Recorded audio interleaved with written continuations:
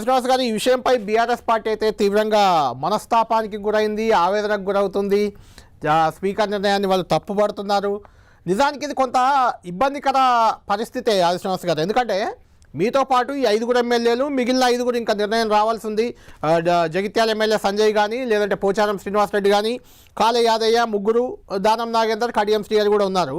ఈ ఎమ్మెల్యేలంతా మొన్నటి ఎన్నికల్లో తమ అభ్యర్థులు, పార్టీ గుర్తు లేకపోయినా తమ అభ్యర్థులను గెలిపించుకున్నారు సర్పంచులుగా.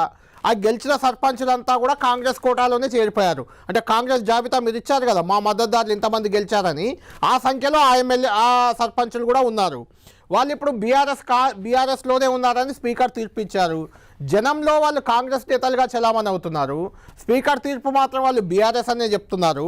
సాక్ష్యాలు లేవంటున్నారు. నా దగ్గర ఒక సాక్ష్యం ఉంది, మీకు చూపిస్తున్నాను, స్క్రీన్పై చూపిస్తున్నాను. ఈ సాక్ష్యం ఏంటంటే, కాంగ్రెస్లోకి Rajendra Nagar BRS MLA Prakash Goud 12 July 2024 నాడు తెలంగాణ కాంగ్రెస్ అఫీషియల్ అకౌంట్లో, ట్విట్టర్ అకౌంట్లో పెట్టిన పోస్ట్ ఇది, ఫోటోతో సహా పెట్టారు. తర్వాత ఏప్రిల్ 17 రాజు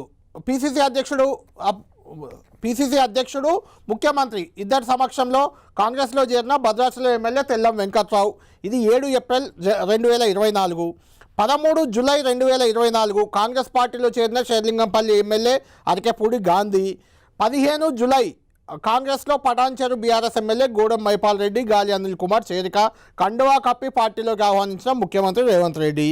తర్వాత 6 జూలై ముఖ్యమంత్రి రేవంత్ రెడ్డి సమక్షంలో కాంగ్రెస్లో చేరిన ఎమ్మెల్యే బండ్ల కృష్ణమోహన్ రెడ్డి.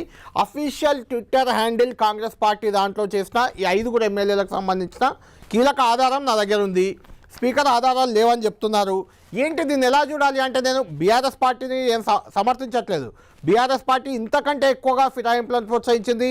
తలసాని శ్రీనివాస్ యాదవ్ లాంటి వాళ్ళను, ఆయన టీడీపీ ఎమ్మెల్యేగా ఉంటే ఆయనను తీసుకొచ్చి ఏకంగా మంత్రి పదవే కట్టబెట్టారు, క్యాబినెట్లోనే పెట్టేసుకుంది.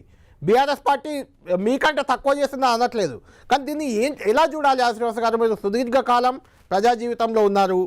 ఈ స్పీకర్ వ్యవస్థ, అటు సుప్రీంకోర్టులో తీర్పులు, ఇటు బీఆర్ఎస్ కాంగ్రెస్ వ్యవహారం, ఇదంతా పక్కన పెడితే జనం యాంగిల్లో దీన్ని ఎలా చూడాలి?